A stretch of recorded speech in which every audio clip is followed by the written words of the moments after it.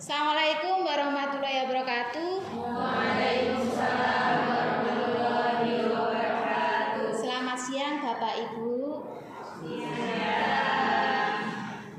Terima kasih Bapak Ibu sudah mau menyempatkan diri untuk menghadiri undangan saya untuk membersamai dalam acara diseminasi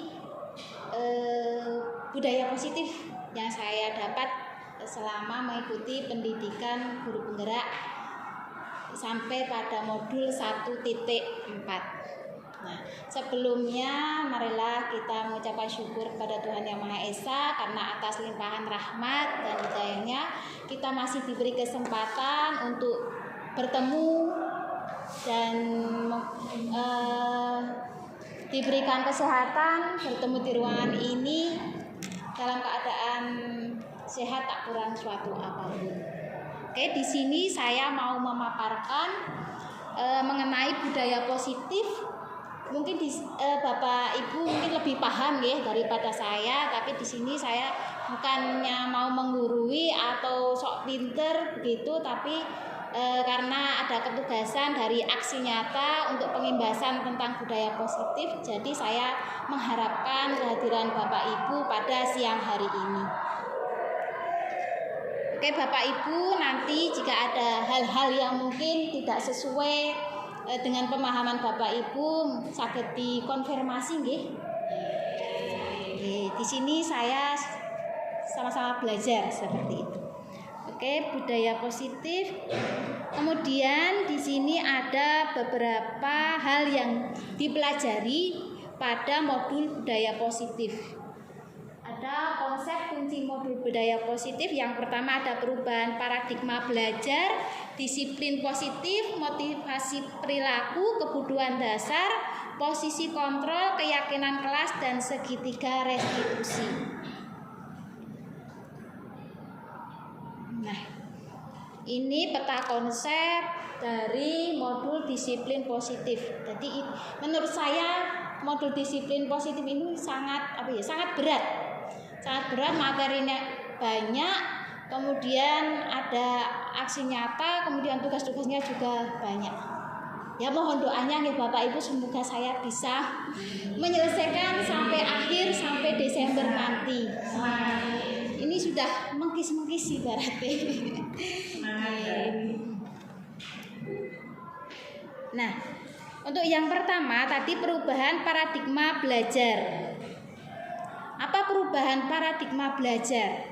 Yang pertama sesuai dengan filosofi Ki Hajar Dewantara nggih, bahwa pendidikan itu harus berpusat pada murid. Jadi semua upaya pendidikan apapun itu judulnya harus berpusat pada kepentingan siswa.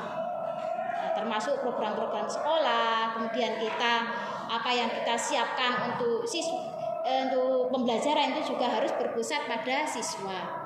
Kemudian yang kedua, peningkatan keterampilan abad ke-21 yaitu berpikir kritis, kreativitas, kolaborasi, komunikasi, pemecahan masalah, dan literasi digital.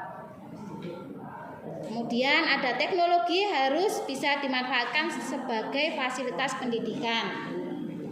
Bahwa dalam filosofi Ki Hajar Dewantara kita harus menuntun murid sesuai dengan kodrat alam dan kodrat zaman. Nah, zaman sekarang kan udah zaman teknologi, jadi kita ketika melaksanakan pembelajaran juga harus bisa memanfaatkan teknologi yang ada atau menyesuaikan dengan kondisi masa kini. Kemudian ada pengembangan karakter dan etika. Nah, pengembangan karakter dan etika ini sangat penting nggih. Bahwa ada istilah adab di atas ilmu. Berarti kan karakter itu sangat penting. Nah, ini selanjutnya apa itu disiplin positif? Nah, karena yang dibahas tema hari ini disiplin positif, maka kita harus tahu apa itu disiplin positif. Disiplin positif adalah cara menerapkan sikap disiplin yang bertujuan untuk menumbuhkan kesadaran serta memberdayakan anak mandiri, melakukan sesuatu tanpa iming-iming hukuman, sogokan, hadiah, atau ancaman. Nah, Belajar tentang disiplin positif tidak harus dengan memberi hukuman, justru itu adalah salah satu alternatif terakhir dan kalau perlu tidak digunakan sama sekali. Jadi nanti kita juga akan ada materi tentang posisi kontrol. Posisi kontrol itu ada penghukum, kemudian pembuat rasa bersalah, itu kalau bisa dihindari. Nah, mungkin selama kita menjadi pendidik pernah nggih menghukum siswa. Nah, itu sebenarnya tidak dianjurkan atau tidak diperbolehkan. Kemudian tujuan dari disiplin positif adalah menanamkan motivasi yang ketiga pada murid-murid kita, yaitu untuk menjadi orang yang mereka inginkan dan menghargai diri sendiri dengan nilai-nilai yang mereka percaya. Jadi nanti ada nilai-nilai kebajikan. Nilai-nilai kebajikan universal yaitu nilai-nilai positif yang sesuai dengan karakter yang baik atau karakter yang positif. Nah, ini tentang kontrol diri nggih. Nah, coba minta salah satu untuk membantu. Siapa ya? Bu Desi, boleh. Bu Desi. Coba Bu Desi mengepalkan tangan. Diibaratkan tangan itu ada sesuatu yang sangat penting. Nah, kemudian Pak Eko meminta Bu Desi untuk membuka tangan. Terserah, monggo dicoba.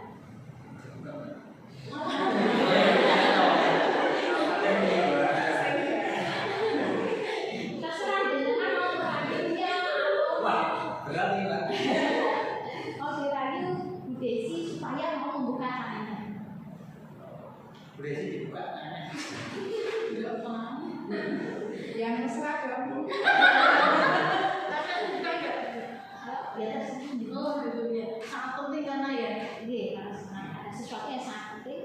Jadi Pak Eko itu mau mencoba untuk meraih Desi supaya mau membuka.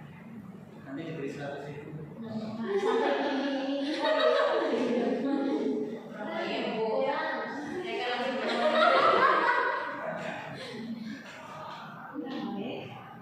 Nah, oke, tidak bisa. Jadi di sini Bu Desi tidak mau untuk membuka tangannya. Oke, jadi di sini tentang posisi kontrol atau teori kontrol ya. Teori kontrol bahwa kita itu tidak bisa mengontrol orang lain.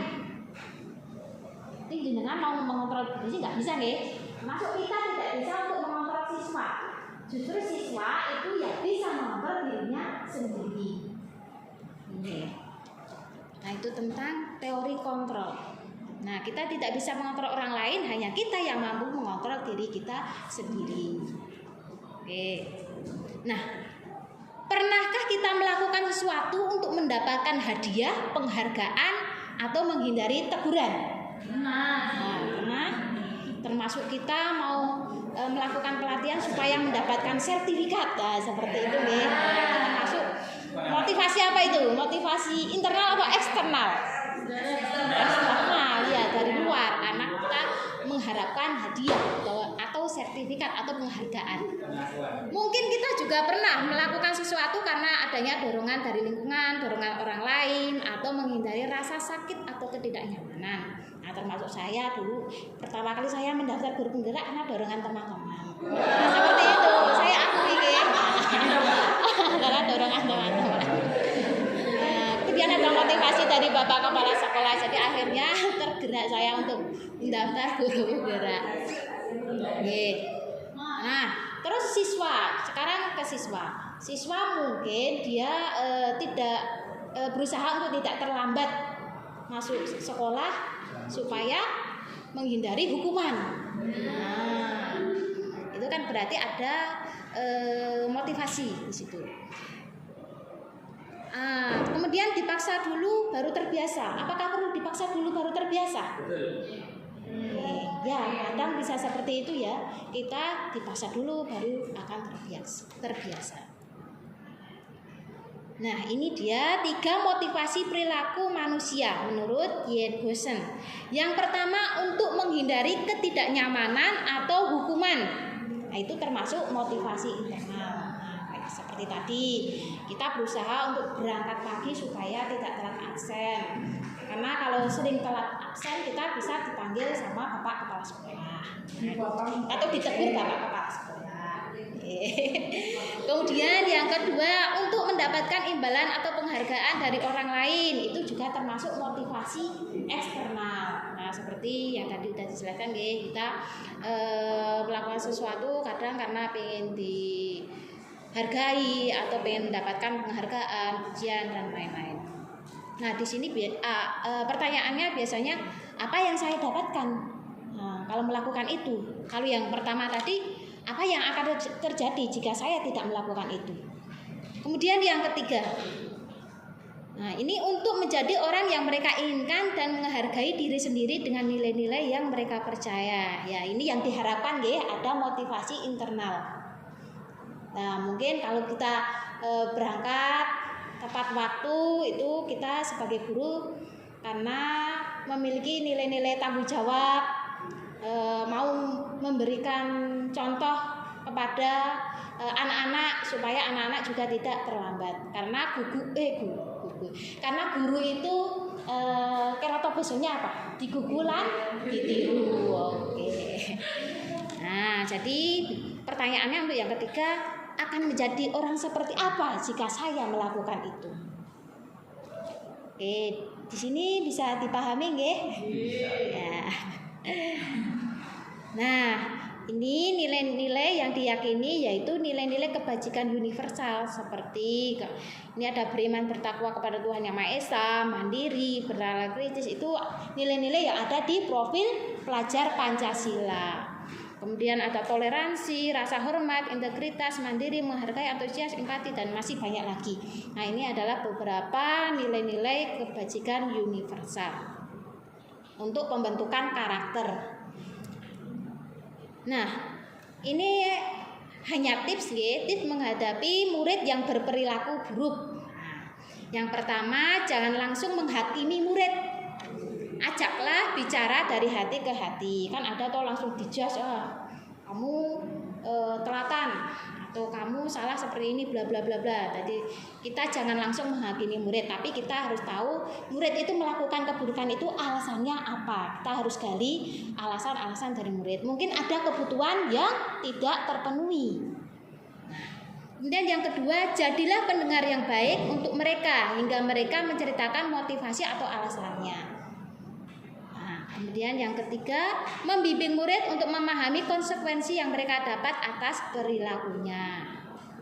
Ini kita sebagai guru kan kadang menghadapi permasalahan-permasalahan murid di kelas, misal ada yang tidur, ada yang mengganggu temannya, kemudian ada yang mengejek-ejek teman, seperti memanggil teman dengan sebutan orang tuanya. Nah, itu pernah saya temui di kelas. Nah, ini dia 5 kebutuhan dasar manusia. Jadi terkadang anak itu berperilaku buruk karena ada kebutuhan dasar yang tidak terpenuhi. Yang pertama itu kebutuhan bertahan hidup. Seperti apa kebutuhan bertahan hidup? Ya, kebutuhan dasar sandang, pangan, papan, makan, terus pakaian, tempat tinggal. Kemudian rasa aman itu juga termasuk kebutuhan bertahan hidup. Yang kedua, cinta kasih dan rasa diterima. Yang ketiga, kebebasan, kemudian penguasaan dan kesenangan. Nah, saya akan jelaskan satu persatu. Di sini ada kebutuhan dasar manusia yang bertahan hidup. Nah, kebutuhan bertahan hidup atau survival adalah kebutuhan yang bersifat fisiologis untuk bertahan hidup, misalnya kesehatan, rumah, dan makanan. Kebutuhan biologis, kemudian psikologis meliputi kebutuhan akan perasaan aman. Nah, itu termasuk kebutuhan bertahan hidup. Kemudian yang kedua, kebutuhan cinta kasih dan rasa diterima. Kebutuhan ini meliputi kebutuhan akan hubungan dan koneksi sosial, kebutuhan untuk memberi dan menerima kasih sayang, dan kebutuhan untuk merasa menjadi bagian dari suatu kelompok. Nah, ini termasuk rasa diterima, nggih. Kemudian kebutuhan ini juga meliputi keinginan untuk tetap terhubung dengan orang lain, seperti teman, keluarga, pasangan hidup, teman kerja, binatang peliharaan, dan kelompok di mana kita bergabung. Nah, mungkin kita pernah menemui ada siswa yang senang menyendiri. Nah, senang menyendiri mungkin itu ada kebutuhan dasar yang belum terpenuhi. Misal kebutuhan rasa diterima dalam kelompoknya, merasa kurang pede atau seperti apa, terus akhirnya dia sering menyendiri. Kemudian yang ketiga, kebutuhan akan kebebasan. Kebutuhan untuk bebas adalah kebutuhan akan kemandirian, otonomi, memiliki pilihan dan mampu mengendalikan arah hidup seseorang. Anak-anak dengan kebutuhan kebebasan yang tinggi menginginkan pilihan. Mereka perlu banyak bergerak, suka mencoba-coba, tidak terlalu terpengaruh orang lain, dan senang mencoba hal baru dan menarik. Itu kebutuhan akan kebebasan. Yang keempat, penguasaan. Penguasaan itu termasuk kebutuhan akan kemampuan. Jadi anak kepingin diakui kemampuannya. Nah, kebutuhan ini berhubungan dengan kekuatan untuk mencapai sesuatu, menjadi kompeten, menjadi terampil, diakui atas prestasi dan keterampilan, didengarkan dan memiliki rasa harga diri. Kebutuhan ini meliputi keinginan untuk dianggap berharga, bisa membuat perbedaan, bisa membuat pencapaian kompeten diakui dan dihormati. Kemudian yang terakhir itu kesenangan. Kebutuhan akan kesenangan adalah kebutuhan untuk mencari kesenangan, bermain dan tertawa. Anak-anak dengan kebutuhan dasar kesenangan yang tinggi biasanya ingin menikmati apa yang dilakukan. Mereka juga bisa berkonsentrasi tinggi saat mengerjakan hal yang disenangi. Nah, ini adalah 5 kebutuhan dasar manusia. Nah, coba di sini ada beberapa kondisi. Nah, kira-kira kebutuhan dasar apa yang sesuai kondisi di depan, di tulisan di papan ini. Aku senang main kejar-kejaran dengan ibu guru. Seru, itu kebutuhan apa? Kebutuhan apa di situ yang dibutuhkan siswa? Aku senang main kejar-kejaran.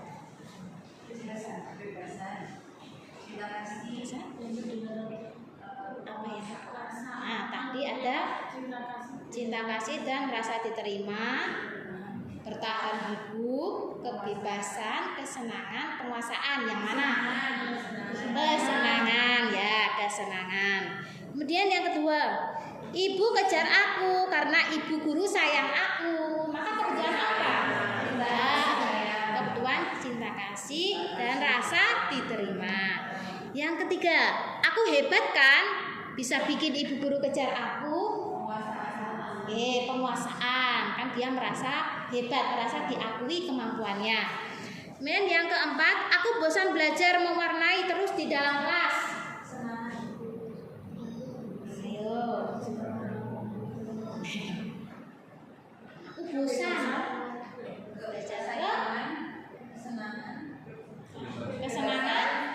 Kesenangan atau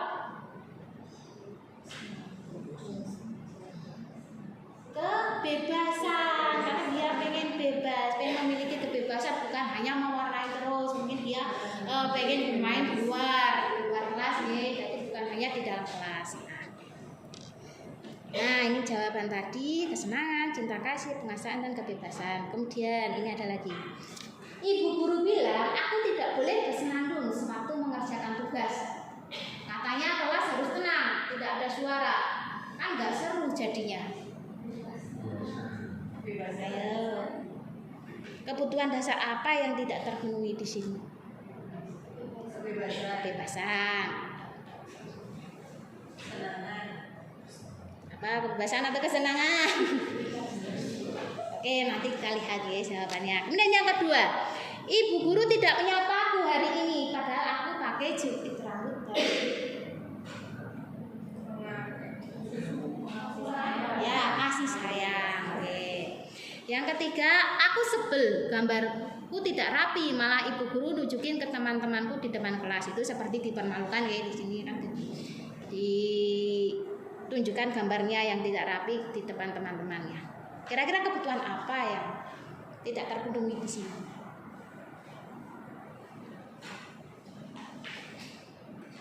Sebel gambarku tidak rapi. Kebutuhan apa ya? Penguasaan. Ya, penguasaan atau kemampuannya. Jadi kemampuan dalam menggambar ya itu kan tidak diakui sama gurunya. Kemudian yang terakhir, aku bosan, masa belajarnya cuma gitu-gitu aja, dengerin ibu guru aja. Kebebasan. Oke, berarti yang pertama tadi kesenangan, ya. Jadi mungkin ada tipe anak yang di kelas itu suka menyanyi. Nah, saya mengajar di kelas 10 TM3 itu ada anak yang suka menyanyi, ketua kelasnya. Jadi saya juga tidak melarang, karena pernah saya tanyakan kepada teman-temannya, kalau ketua kelas menyanyi yang lain terganggu tidak Bu, justru malah merasa senang teman-temannya itu ada yang mau menyanyi. Ya sudah, jika itu tidak bukan dalam forum menjelaskan, ya, itu silahkan siswa kalau mau menyanyi. Nah, kemudian lanjut tadi udah 5 kebutuhan manusia, ya, ada bertahan hidup, kebebasan, kesenangan, penguasaan, dan yang terakhir tadi cinta kasih dan rasa diterima. Kemudian ini ada 5 posisi kontrol. Nah, ini yang sering kita lakukan. Nah, kita pasti pernah bertemu murid-murid dengan berbagai permasalahan. Terus apa yang mesti kita lakukan ketika menghadapi murid-murid tersebut? Nah, yang pertama itu ada penghukum, kemudian pembuat rasa bersalah, kemudian teman, pemantau, dan manajer. Oke, sini karena nggak bisa diputar langsung deh, saya lewat ini aja.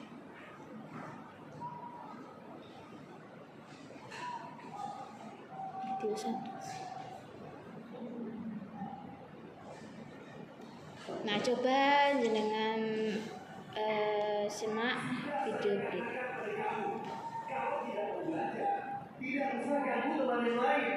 Kamu ini bisa gak sih sekali aja menjadi murid yang baik? Ini terakhir ya, Pak Guru peringatkan.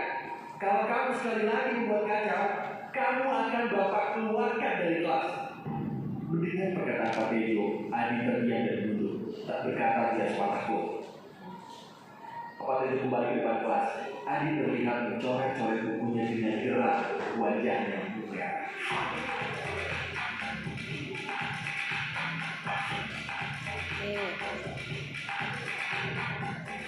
Ibu dan Bapak.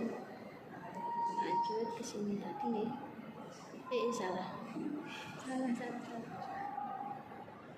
Oke, itu video yang pertama, kemudian video kedua.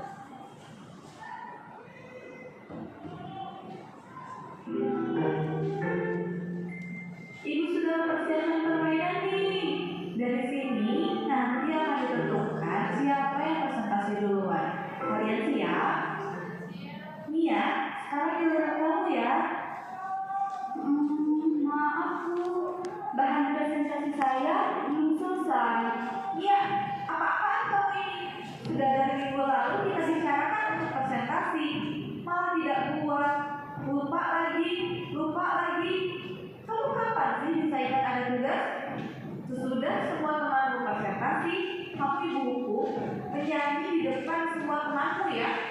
Besok kalau lupa lagi, ibu beri hukuman lebih berat. Awas. Ibu dan Bapak Guru.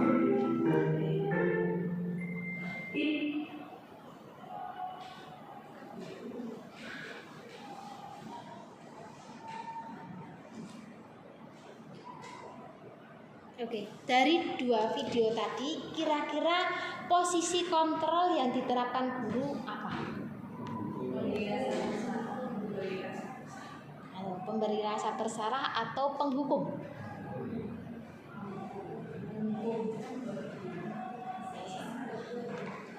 Ayo, apa tuh Armi?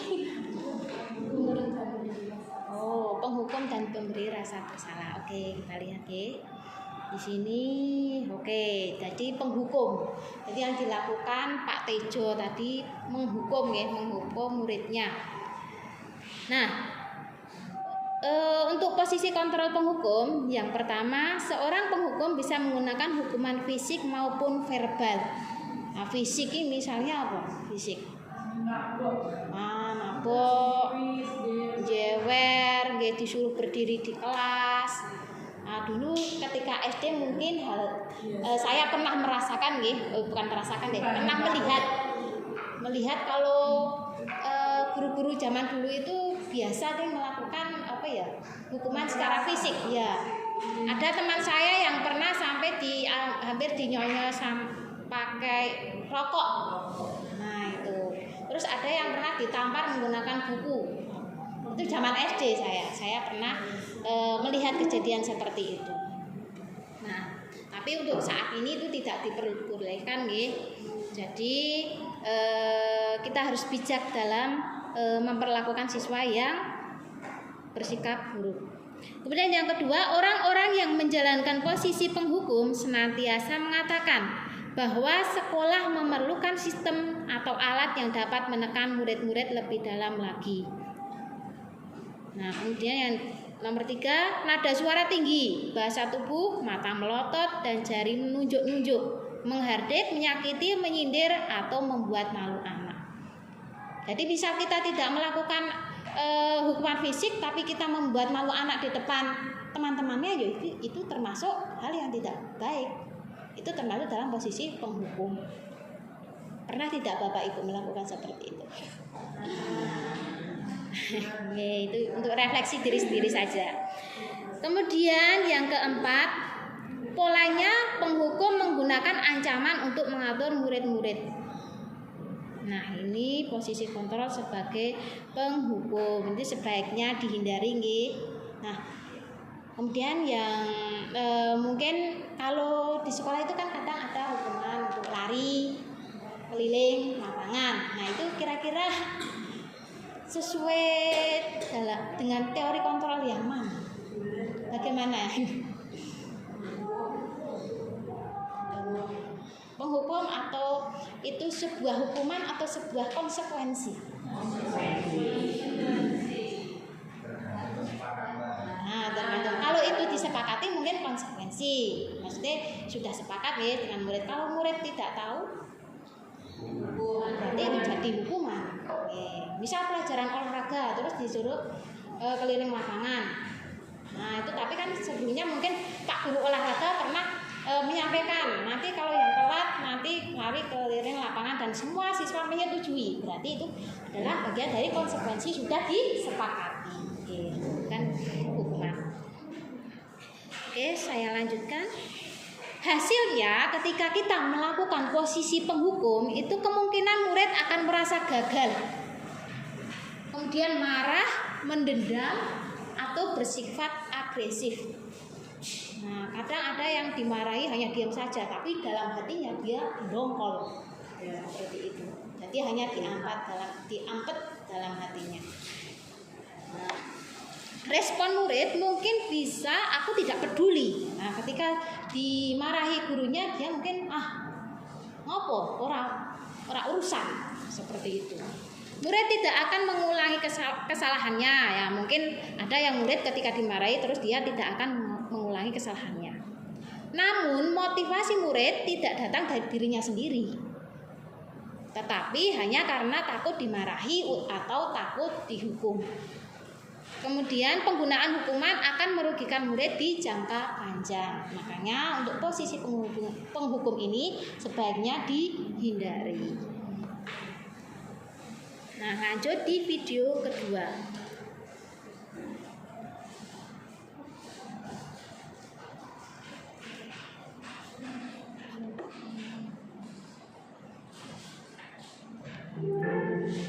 Oke, presentasi akan dimulai dari Mia ya. Maaf Bu, saya belum menyiapkan bahan presentasi saya. Iya, seharusnya kamu ingat dong bahwa hari ini kita akan presentasi. Ibu sudah memikirkan bagaimana kita bisa asik belajar. Kamu kan tidak mengikuti saja, membuat presentasi saja. Kan Ibu selalu ingatkan untuk tepat waktu. Kenapa kamu lupa? Ibu kecewa sekali sama kamu. Seharusnya kamu juga pikirkan supaya lupa. Gimana ya kalau orang tuamu tahu? Beliau-beliau pasti ingin kamu belajar bener-bener takut kan? Oke, presentasi akan dimulai. Dan video kedua.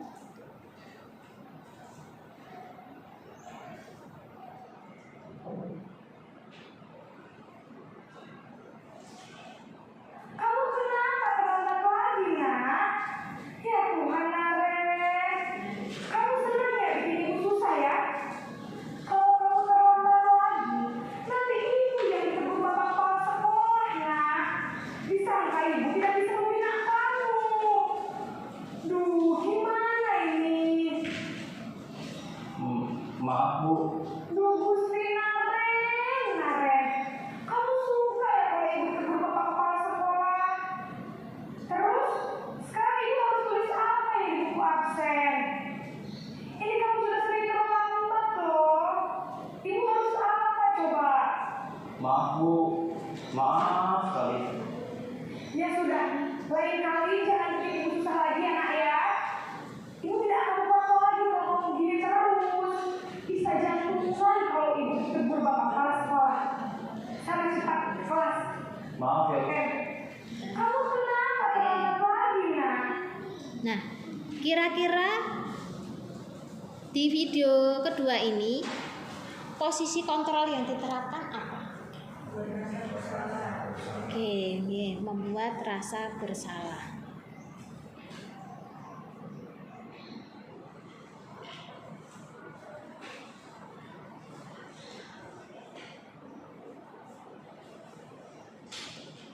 Oke, di sini pembuat rasa bersalah. Posisi guru menempatkan diri sebagai orang yang selalu benar.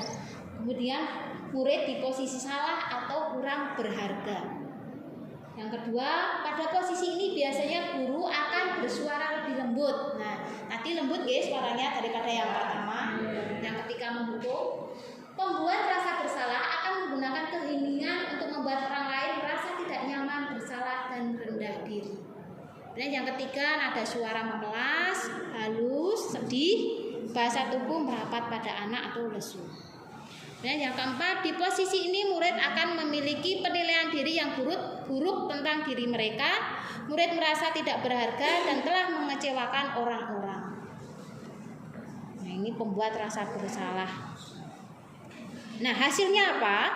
Hasilnya murid akan merasa bersalah karena telah mengecewakan ibu atau bapak gurunya. Murid akan merasa menjadi orang yang gagal dan tidak sanggup membahagiakan orang lain.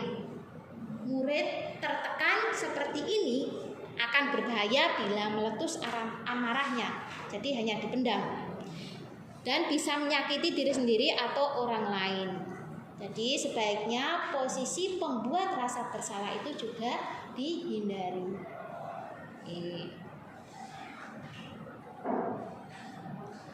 Kemudian video yang ketiga.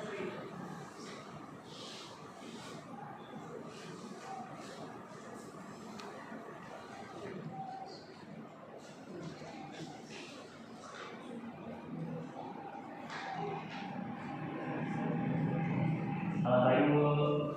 Wah, sudah jam berapa ini nak? Terlambat lagi ya sayang. Iya Bu, habis ibu saya lupa bangunkan saya Bu. Kamu malah menyalahkan ibu kamu. Kamu bukannya anak yang paling kencang. Kok terlambat sih? Iya Bu, saya memang selamat bangun tadi. Jadi biarpun saya lagi kencang, tetap gak kekenjang Bu. Ya sudah sana, nanti lain kali larinya lebih kencang lagi ya. Biar gak terlambat lagi. Bikin seneng ibu, demi ibu. Bisa kan? Bisa Bu. Ya sudah sana masuk kelas. Ibu beresin urusan absen kamu. Kamu ini ada-ada saja.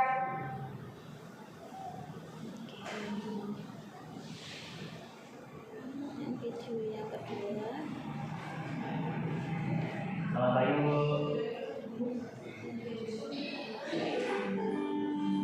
Pagi, kamu kenapa terlambat? Maaf Pak, tadi telat bangun. Kamu ini tadi malam tidur jam berapa? Jam 12 Pak. Ngapain aja kamu sampai 12? Udah, besok jangan diulang lagi ya. Janji ya. Sekarang dulu bisa. Nanti dia bawa batu biar kamu bisa masuk kelas. Siapa? Ini sampai ini. Baik, kamu kenapa terlambat? Nah, kira-kira posisi di video ketiga ini sebagai apa? Nah, memposisikan sebagai teman. Nah, kalau Bapak Ibu yang ada di sini kira-kira memperlakukan murid ketika bermasalah sebagai penghukum yang dari tiga tadi ya, penghukum, pembuat rasa bersalah atau teman? Lebih banyak yang mana? Lebih banyak yang mana kira-kira? Gimana Pak?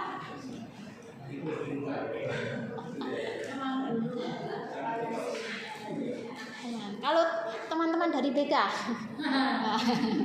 kan biasanya menangani siswa yang bermasalah gitu. Biasanya temannya.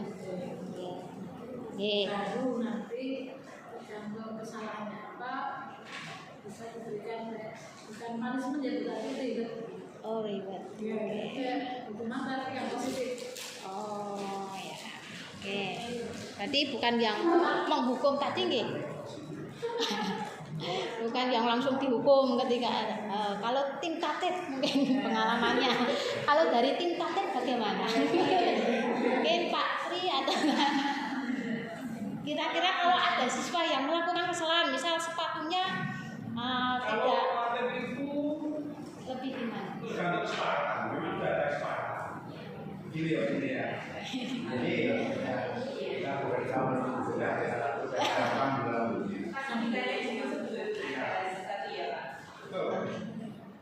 kalau kalian terlambat, pakatannya lari memilih lapangan beberapa kali itu aja. Ya, bikin sehat gitu.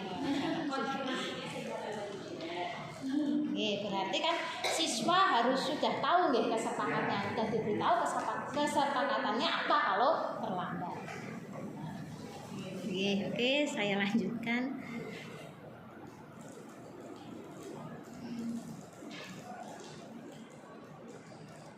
Nah, ini posisi kontrol sebagai teman. Guru pada posisi ini tidak akan menyakiti murid, namun akan tetap berupaya mengontrol murid melalui persuasi. Kemudian ada suara ramah, akrab, dan kadang diselingi bercanda. Bahasa tubuh merapat pada murid, mata dan senyum jenaka.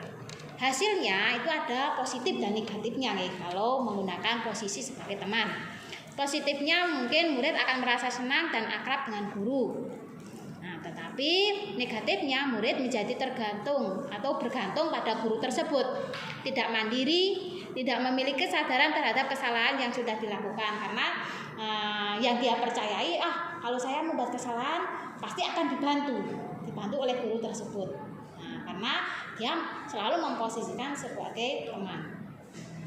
Oke, kemudian bila ada masalah dia merasa bisa mengandalkan guru untuk membantunya, namun belum tentu berlaku yang sama dengan guru yang lain. Jadi misal diterapkan dengan guru yang lain mungkin ya tidak sama, ya. Mungkin sama guru itu biasanya guru itu kalau menyelesaikan masalah dengan memposisikan sebagai teman, tapi belum tentu dengan guru yang lain. Lanjut ke video keempat.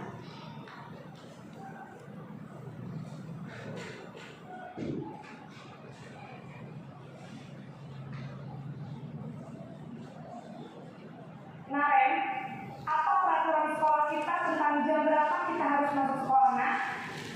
Kita harus di sekolah jam 7. Iya, betul. Sekarang sudah jam 7.20. Mari sudah tahu konsekuensinya jika terlambat hadir. Paham Bu, saya harus tinggal kelas pas jam istirahat selama 20 menit. Iya benar, konsekuensinya demikian. Jadi nanti jam 9.30 pas istirahat, kamu harus tinggal di kelas, kerjakan tugas tambahan untuk ketertinggalan kamu, ya? Baik Bu. Bu. Nah, Ren, apa? Video selanjutnya.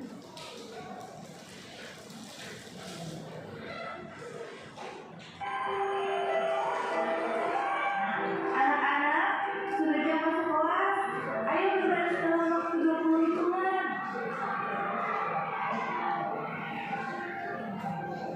Bagus sih Pak, kamu berbaris tertib dan bukunya bersih. Kamu bisa dapat 3 bintang.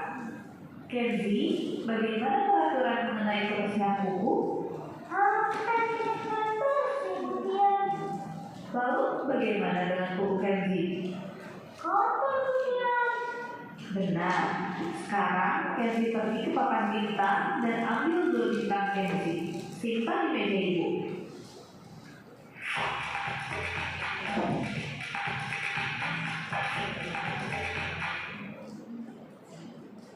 Video keempat, ini menggambarkan posisi kontrol yang mana?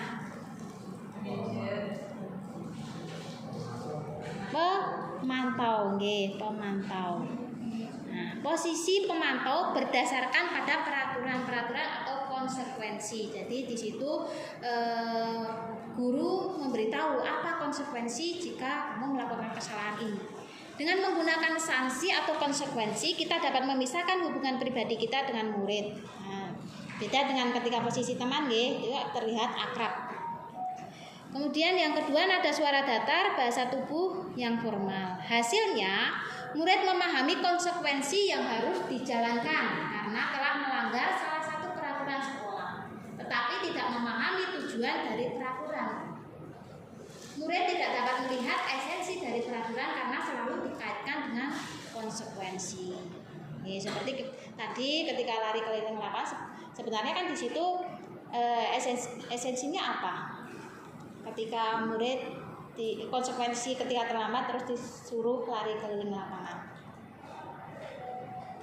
Esensi dari kesepakatan itu apa? Kira-kira? Mungkin ya murid supaya sehat. Kan dengan lari kan lebih sehat, gitu, lebih sehat seperti itu. Ya, berusaha tidak terlambat. Saya lanjutkan, yang video kelima.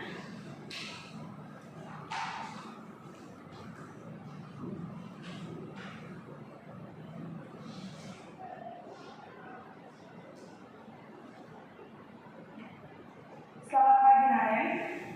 Maaf Bu, saya terlambat. Iya, sekolah masuknya jam 7, sekarang sudah jam 7.20. Jadi sekarang bagaimana ini Naren? Maaf Bu, saya lupa soal saya semalam. Baiklah, menurut kamu, keyakinan sekolah yang mana yang perlu kamu tingkatkan? Menghargai diri sendiri dan orang lain mungkin ya Bu. Setuju. Jadi, apakah Naren meyakini prinsip saling menghormati tersebut? Iya Bu, saya meyakininya. Apakah Naren bersedia memperbaiki masalah keterlambatan ini? Bersedia Bu. Bagaimana kamu akan memperbaiki masalah keterlambatan ini? Saya akan coba untuk tidak lupa menyetel alarm saya Bu. Baik, kalau Naren lupa menyetel alarm di rumah, ada orang yang kira-kira bisa bantu mengingatkan tidak? Bu. Selamat pagi Naren. Maaf Bu, saya terlambat. Sebentar, karena ini videonya belum selesai.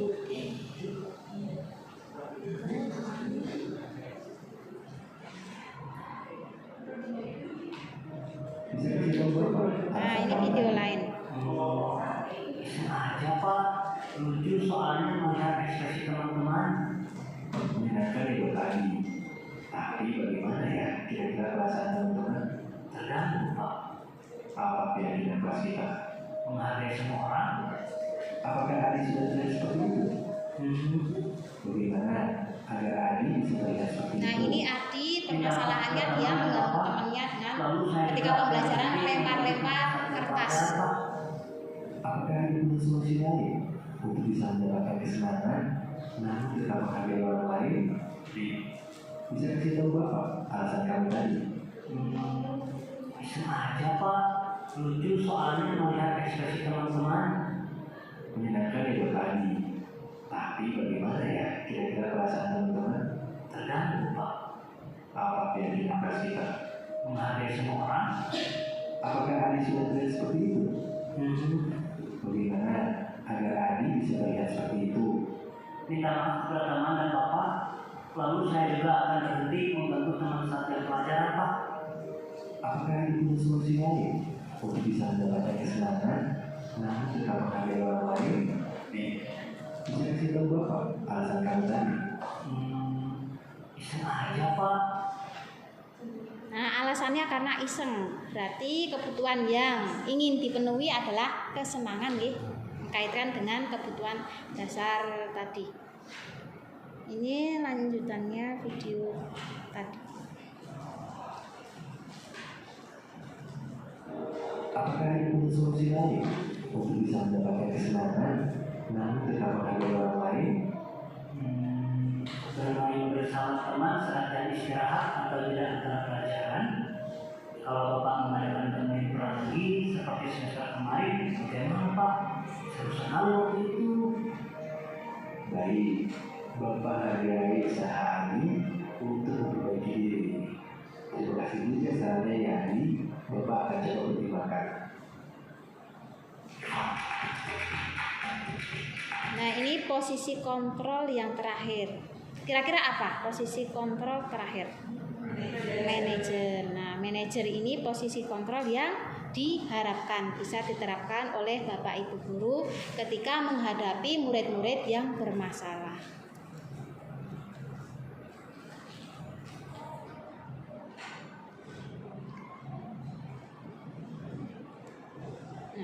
Posisi di mana guru berbuat sesuatu bersama dengan murid, mempersilahkan murid mempertanggungjawabkan perilakunya, mendukung murid agar dapat menemukan solusi atas permasalahannya sendiri. Kemudian murid diajak untuk menganalisis kebutuhan dirinya maupun kebutuhan orang lain. Nada suaranya tulus, bahasa tubuh tidak kaku, mendekat ke murid, tidak perlu marah, tidak perlu meninggikan suara. Apalagi menunjuk-nunjuk jari ke murid, berkaca pinggang, atau bersikap seolah-olah menyesal, tampak sedih.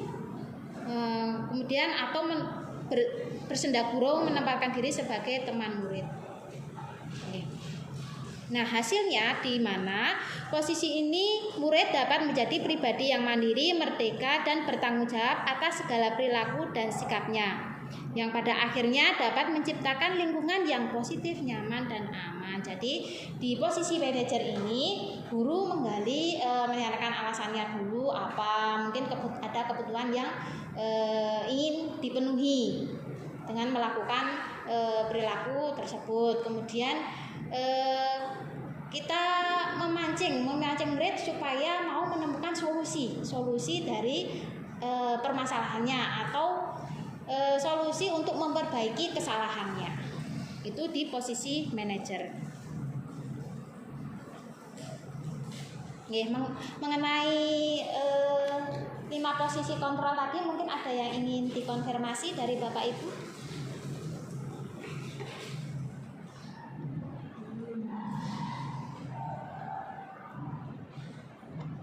Atau mungkin punya pendapat lain? Dari 5 posisi kontrol tadi, sebaiknya yang dilakukan oleh Bapak Ibu bisa menggunakan posisi teman, pemantau, dan manajer. Yang paling ideal itu yang manajer, tapi untuk posisi penghukum dan pembuat rasa bersalah sebaiknya dihindari seperti itu. Kemudian lanjut ke peraturan kelas atau keyakinan kelas. Nah, mungkin Bapak Ibu di awal periode semester kemarin sudah membuat keyakinan kelas atau kesepakatan kelas, sampun nggih? Ya, sudah. Kemudian di sini ada peraturan kelas atau keyakinan kelas. Sebaiknya apa? Peraturan kelas atau keyakinan kelas atau kesepakatan kelas? Ya, mari kita lihat. Nah, keyakinan kelas. Keyakinan kelas bersifat lebih abstrak daripada peraturan yang lebih rinci dan konkret. Keyakinan kelas berupa pernyataan-pernyataan universal. Pernyataan keyakinan kelas senantiasa dibuat dalam bentuk positif. Keyakinan kelas hendaknya tidak terlalu banyak sehingga mudah diingat dan dipahami oleh semua warga kelas. Keyakinan kelas sebaiknya sesuatu yang dapat diterapkan di lingkungan tersebut. Kemudian semua warga kelas hendaknya ikut berkontribusi dalam pembuatan keyakinan kelas lewat kegiatan curah pendapat. Kemudian meninjau kembali keyakinan kelas dari waktu ke waktu. Nah, biasanya kita membuatnya kesepakatan kelas. Kalau dulu sebelum saya mengerti ada kesepakatan kelas atau keyakinan kelas, biasanya hanya kontrak belajar seperti itu atau membuat peraturan kelas. Kalau peraturan kelas itu kadang hanya berasal dari guru. Guru membuat peraturan kemudian disampaikan ke murid. Tidak ada curah pendapat atau diskusi dengan siswa. Nah, makanya sekarang ada model kesepakatan kelas. Kalau kesepakatan kelas itu berarti aturan-aturan yang dibuat tapi berdasarkan kesepakatan dengan murid. Jadi kalau itu sudah merupakan kesepakatan, berarti murid mau nggak mau juga harus mematuhi atau menaati dari kesepakatan tersebut. Ini tahapan-tahapan membuat keyakinan kelas atau kesepakatan kelas. Murid-murid di kelas bercurah pendapat. Mungkin di awal kita mengajak murid-murid itu mendata dulu kira-kira peraturan-peraturan apa yang mau disepakati. Nah, kemudian mencatat semua masukan. Nah, kalau di situ ada kalimatnya yang negatif, misal tidak membuang sampah di kelas. Nah, itu kan ada kalimat negatifnya, tidak ya? Itu sebaiknya diubah ke kalimat positif. Kira-kira kalimat positifnya apa? Ya, membuang sampah pada tempatnya atau menjaga kebersihan kelas. Jadi kalimat dalam negatif itu diubah ke kalimat positif. Kemudian pernyataan yang masih berupa peraturan diubah dalam keyakinan dengan menggali nilai kebajikannya.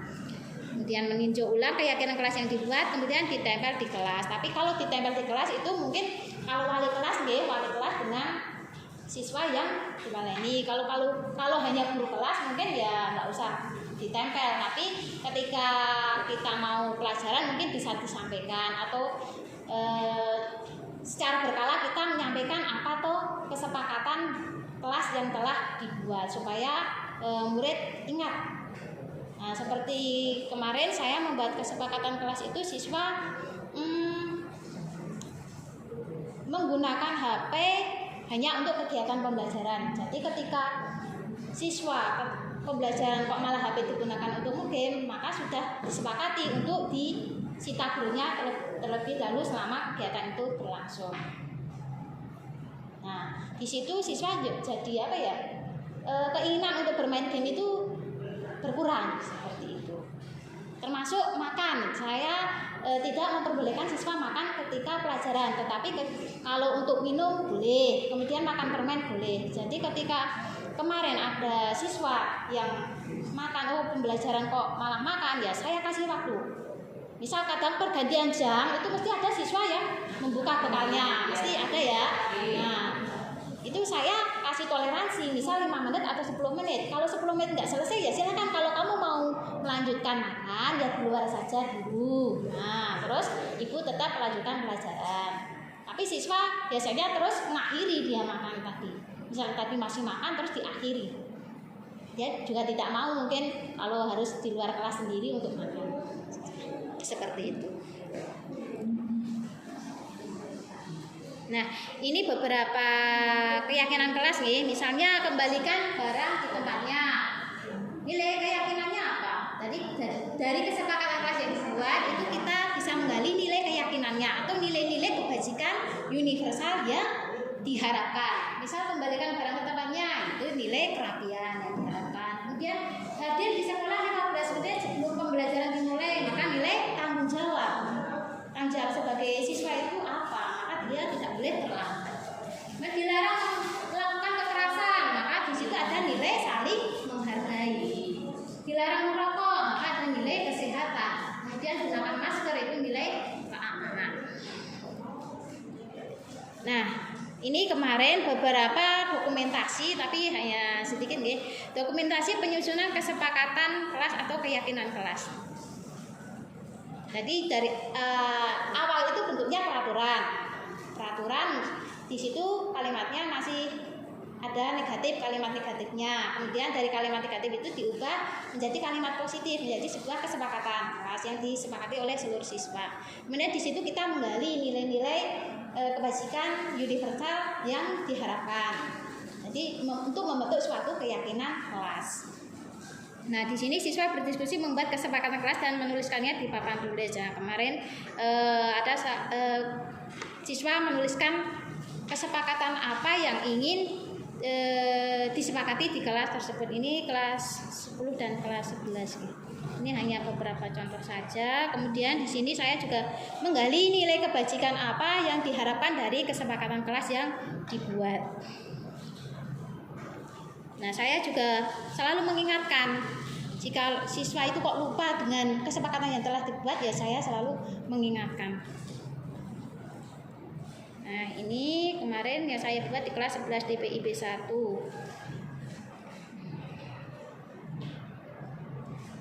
Nah, ini refleksi saya dan tanggapan siswa ya. Kalau refleksi saya di sini membuat kesepakatan kelas itu adalah hal yang baru bagi saya. Nih, biasanya saya dulu menggunakan yang istilahnya kontrak belajar atau peraturan-peraturan yang saya buat sendiri tanpa didiskusikan dengan siswa. Nah, kemudian dengan adanya kesepakatan kelas, siswa akan lebih teratur karena kesepakatan kelas itu dibuat bersama-sama, maka siswa juga harus menaatinya. Kemudian tindak lanjutnya, saya akan selalu mengajak murid untuk membuat kesepakatan kelas atau keyakinan kelas di awal periode pembelajaran. Kemudian kesepakatan kelas itu juga bisa ditinjau, ya, ditinjau secara berkala, kira-kira disesuaikan.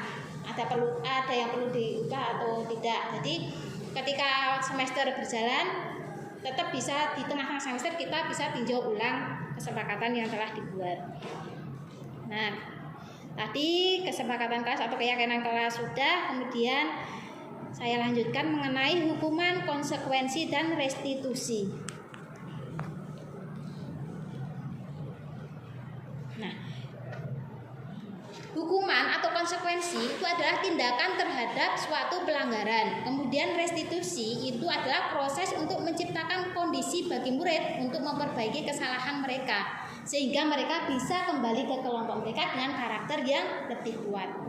Nah, konsekuensi itu bedanya konsekuensi sama hukuman. Nah, konsekuensi itu sudah terencana dan sudah disepakati, sudah dibahas dan disetujui antara murid dengan guru.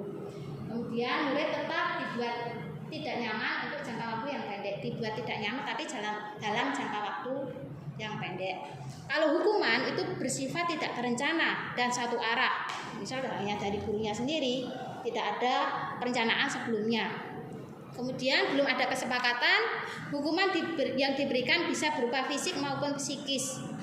Murid atau anak disakiti oleh suatu perbuatan atau kata-kata. Jadi dari kata-kata, mungkin kata-kata yang nada tinggi itu kadang juga bisa menyakiti murid.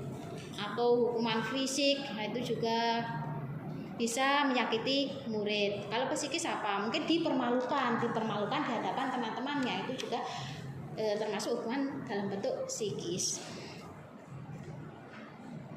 Nah, ini hukuman, konsekuensi, dan restitusi. Kalau hukuman itu akan membentuk identitas gagal.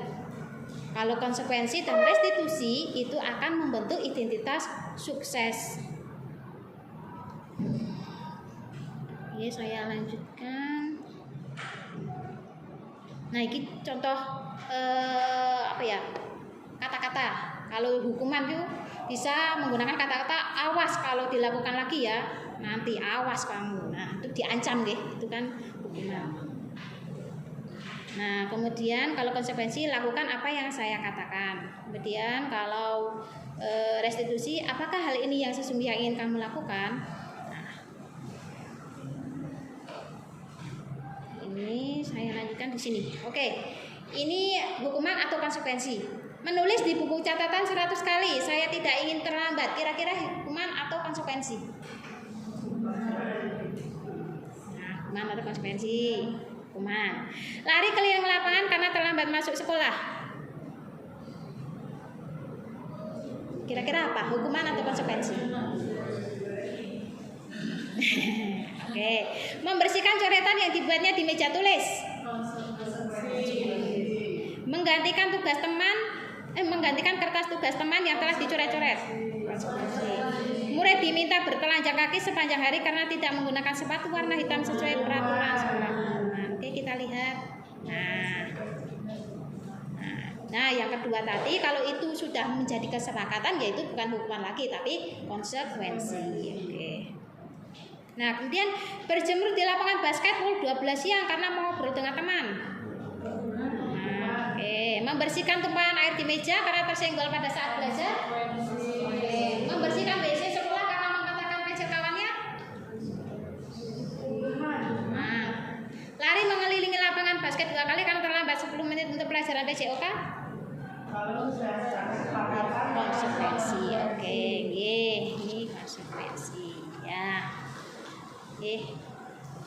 Nah, sekarang ini namanya segitiga restitusi. Segitiga restitusi ini digunakan untuk memperbaiki kesalahan murid. Nah, ada 3 hal yang dilakukan atau 3 langkah yang dilakukan di sini. Yang pertama itu menstabilkan identitas, kemudian validasi tindakan yang salah, dan yang terakhir menanyakan keyakinan. Oke, yang pertama dulu menstabilkan identitas. Berdasarkan prinsip membuat kesalahan adalah bagian dari proses belajar. Jadi kita tidak terus menyalahkan anak. Nah, kemudian di sini bisa menggeser identitas gagal ke identitas sukses. Beda kalau kita langsung menyalahkan anak, menjas anak. Kalau dia salah itu anak menjadi tersakiti atau menjadi tertekan. Ya, yang bisa dikatakan tidak ada manusia yang sempurna. Saya juga pernah melakukan kesalahan seperti itu. Kita bisa menyelesaikan ini. Kemudian Bapak Ibu tidak tertarik mencari siapa yang salah, tapi Bapak Ibu ingin mencoba mencari solusi dari permasalahan ini. Nah, posisi dalam identitas gagal membuat Anda cenderung menyalahkan orang lain, tidak mau mendengarkan saran, sibuk mempertahankan diri ketimbang mencari solusi. Itu kalau posisi dalam identitas gagal. Maka kita harus mengubah identitas gagal itu menjadi identitas sukses dengan memposisikan diri kita bukan sebagai penghukum atau pembuat rasa bersalah, tapi yang paling ideal tadi menggunakan posisi manajer. Yang kedua, langkah kedua nih, validasi tindakan yang salah. Berdasarkan prinsip setiap perilaku berupaya memenuhi suatu kebutuhan tertentu. Jadi di sini kita menanyakan, anak itu melakukan kesalahan, pasti ada alasannya. Alasannya apa? Kita gali alasan dari anak. Jadi kita harus mau mendengarkan alasan dari anak itu apa. Seperti kemarin Bapak Ibu mungkin ada yang tahu ya, kejadian ketika pesantren terus siswa saya ada yang main pocong-pocongan itu, kemudian ditegur. Terus itu kan saya tanya, kenapa toh kamu melakukan itu? Dia itu sebenarnya iseng karena dia bukan maksud ingin menakut-nakuti orang lain, tapi hanya iseng. Dia itu bisa melihat hal lain atau bisa melihat makhluk gaib seperti itu. Jadi bukan maksud dia mau menakut-nakuti orang lain, tidak. Jadi hanya iseng, itu akan menyalurkan kebutuhan apa tadi kalau iseng? Kesenangan. Hanya menyalurkannya itu tidak tepat karena malam hari kemudian mungkin akan menimbulkan kegaduhan seperti itu. Nah, yang bisa dikatakan, padahal kamu bisa melakukan lebih buruk dari ini ya. Kamu pasti punya alasan mengapa melakukan itu. Kamu patut bangga pada dirimu sendiri karena kamu telah melindungi sesuatu yang penting bagimu. Kamu boleh mempertahankan sikap itu, tapi kamu harus menambahkan sikap yang baru. Nah, kemudian langkah ketiga, menanyakan keyakinan. Murid diberi pertanyaan-pertanyaan bermakna untuk memunculkan motivasi secara intrinsik. Jadi di sini kita gali, misal keyakinan apa yang tidak sesuai dengan perilakunya. Dia meyakininya atau tidak. Kemudian bagaimana dia mau memperbaiki kesalahannya. Jadi kita hanya mengarahkan dia untuk bisa menemukan solusi atau bisa memperbaiki kesalahannya. Murid mampu mengaitkan keyakinan dengan tindakan yang salah. Nah, yang bisa dikatakan, apa yang kita percaya sebagai keluarga atau kelas, kemudian nilai-nilai umum apa yang kita telah sepakati, apa bayangan kita tentang kelas yang ideal, kamu mau jadi orang yang seperti apa.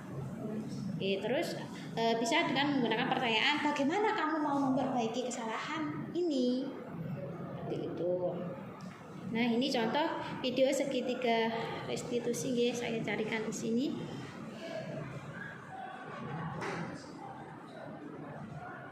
Belajar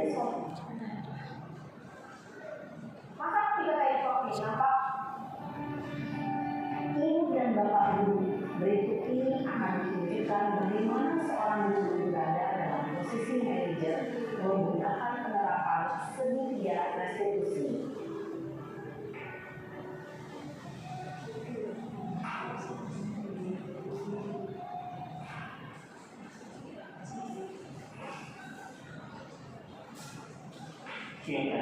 Yang Pak. Sudah lama nggak sebentar? Kenapa hari dari sini? Kesel Pak, kebanget. Masa aku dikatain penghinaan Pak? Ya aku marah kok. Aku dari katain mereka di depan kelas. Kebanget. Oh begitu. Ini langkah Ya pertama pasti yang kamu masih merasa stabilkan kesal. identitas. Bapak juga karena apabila ada yang mengubah seperti itu. Kemudian pada saat itu kamu melakukan apa? Nah, itu langkah kedua, validasi tindakan yang salah. Saya benar-benar dia ke teman lain. Oh begitu. Pasti kamu melakukan seperti itu karena suatu alasan tertentu kan? Iya, saya biasa aja Pak. Ya saya bela diri lah. Aku saya dibuka fitnah. Ya wajar lah. Mempertahankan harga diri itu sesuatu yang penting buat kamu. Untung kamu tidak lebih gagal lagi. Hanya minta-minta. Iya Pak. Untung saya masih bersabar dan hanya meminta saja. Sudah dulu Pak, saya pasti bela diri lah. Ya pasti ya. Tapi kamu memilih untuk tetap bertahan dan bersabar.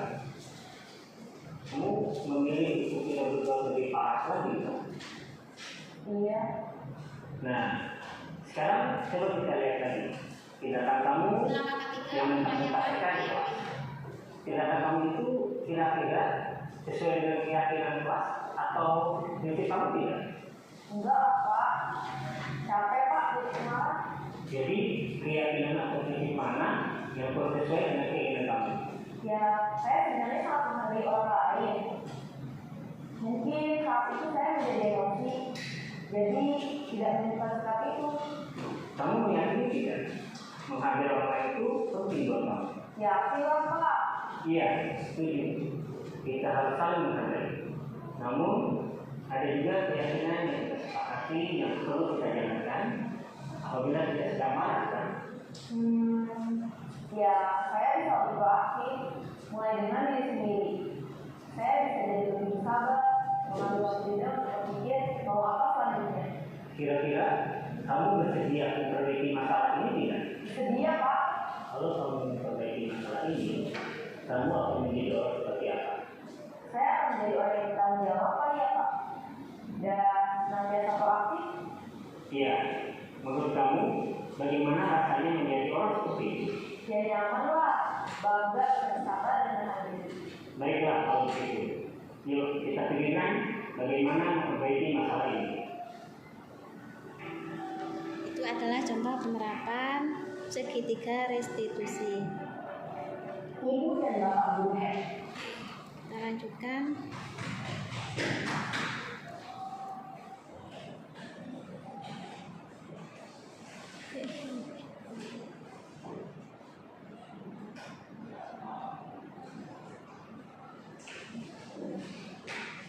Nah, kalau ini adalah kemarin penerapan segitiga restitusi yang saya lakukan. Sebentar ya, Dimas. Ya pasti ya. Tapi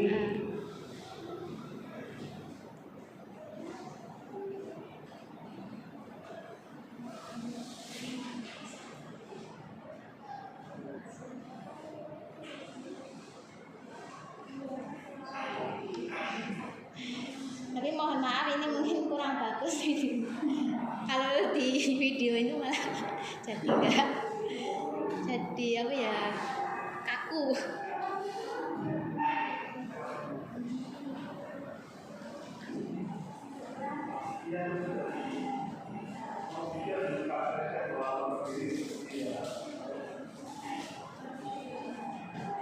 Jadi ini kasusnya siswa tidur di kelas.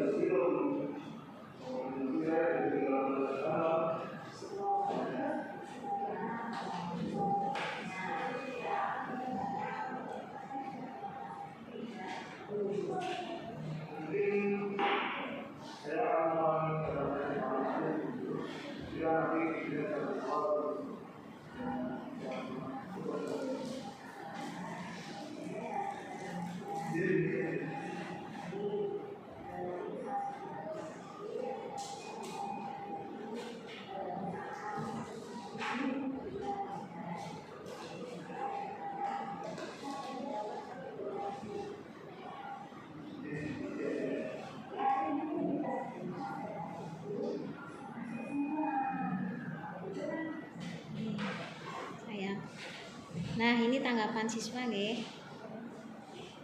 Saya biasa didapatkan dari kelas 11 senang bisa begitu. Mungkin ada yang mengajar siswa ini. Dan jadi tidak akan mulai untuk berbagi dan tidak akan mulai ulang lagi. Terima kasih guru. Nah, ini refleksi saya setelah menerapkan segitiga restitusi. Jadi menerapkan segitiga restitusi adalah sesuatu yang baru bagi saya. Maksudnya istilah ini mungkin sesuatu yang baru bagi saya. Di sini saya memposisikan diri sebagai manajer. Sebelumnya mungkin saya lebih memposisikan diri ketika siswa bermasalah itu sebagai teman nih. Sebagai teman. Misal siswa yang saya waleni itu ada permasalahan, saya lebih banyak memposisikan diri sebagai teman. Meskipun saya kemudian menggali bagaimana dia mau memperbaiki permasalahan tersebut. Oke, tindak lanjut saya di sini saya akan belajar lagi tentang bagaimana menerapkan segitiga restitusi. Mungkin kalau ini teman-teman BK sudah biasa, nih, sudah biasa menangani masalah. Jadi untuk segitiga restitusi mungkin juga sudah sudah bukan hal yang asing seperti itu. Ini yang terakhir, tidak mudah memang mengendalikan diri saat melihat anak-anak melakukan kesalahan. Tapi semoga kita bisa menyikapi perbuatan murid dengan baik, mendampingi mereka dalam mengambil pelajaran dari setiap suasana atau setiap permasalahan yang dilakukan. Mari kita berrefleksi, kira-kira tindakan kita dalam menyikapi permasalahan murid itu sudah betul atau belum, sudah bijak atau belum. Oke, Bapak Ibu, demikian materi yang bisa saya sampaikan. Oh iya, di situ ada pantun, saya tuliskan di situ makanya saya takut lupa. Nah, ke pasar membeli ikan tidak lupa. Demikian yang saya sampaikan, semoga bermanfaat.